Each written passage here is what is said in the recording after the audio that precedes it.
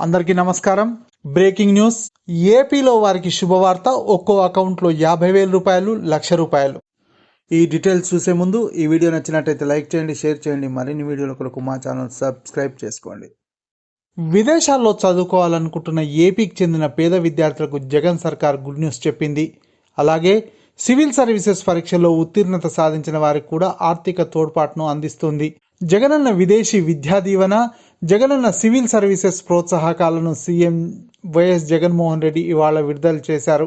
విదేశాల్లో ఉన్నత విద్యను అభ్యసిస్తున్న అర్హులైన 390 మంది విద్యార్థులకు 41.60 కోట్ల రూపాయలను, సివిల్ సర్వీసెస్ ప్రిలిమినరీ పరీక్షల్లో ఉత్తీర్ణత సాధించిన 95 మంది, వారిలో తిరిగి మెయిన్స్లో ఉత్తీర్ణత సాధించిన 11 మంది అభ్యర్థులకు ప్రోత్సాహకంగా మొత్తం 42,60,00,000 రూపాయలను సీఎం క్యాంప్ కార్యాలయం నుంచి బటన్ నొక్కి వారి ఖాతాల్లో నేరుగా జమ చేశారు. సివిల్ సర్వీసెస్ పరీక్షల్లో ప్రిలిమినరీ పరీక్ష పాస్ అయిన విద్యార్థులకు 1,00,000 రూపాయలు ప్రోత్సాహకంగా, మెయిన్స్ పరీక్షల్లో ఉత్తీర్ణులై అదనంగా మరో 50,000 రూపాయలు ప్రోత్సాహకాన్ని రాష్ట్ర ప్రభుత్వం అందిస్తుంది.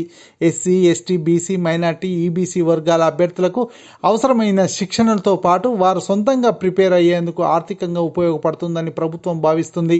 అభ్యర్థులు ప్రిలిమినరీ, మెయిన్స్ పరీక్షలు పాస్ అయిన ప్రతిసారి రాష్ట్ర ప్రభుత్వం ఈ నగదు ప్రోత్సాహకం అందిస్తుంది. World university ranking, times higher education ranking ప్రకారం ఇంజనీరింగ్, మెడిసిన్, లా, జర్నలిజం సహా 21 కోర్సుల్లో ప్రవేశం పొందిన ఎస్సీ, ఎస్టీ, బీసీ, మైనార్టీ విద్యార్థులకు 1,25,00,000 వరకు, ఇతర విద్యార్థులకు 1 కోటి రూపాయల వరకు పూర్తి ఫీజు రియంబర్స్మెంట్తో పాటు విమాన ప్రయాణం, వీసా ఖర్చులను ప్రభుత్వం భరిస్తుంది. ప్రపంచంలోనే టాప్ 320కి పైగా అత్యున్నత కళాశాలలకు ఉచితంగా చదువుకునేందుకు రాష్ట్ర విద్యార్థులకు అవకాశం కల్పిస్తుంది. గడిచిన 10 నెలల్లో కేవలం జగనన్న విదేశీ విద్యా దీవెన కింద 408 మంది విద్యార్థులకు ప్రభుత్వం 107,08,00,000 రూపాయలను ఆర్థిక సాయంగా అందించింది. ఇతర వివరాల కోసం janmabhoomi.ap.gov.in చూడవచ్చు.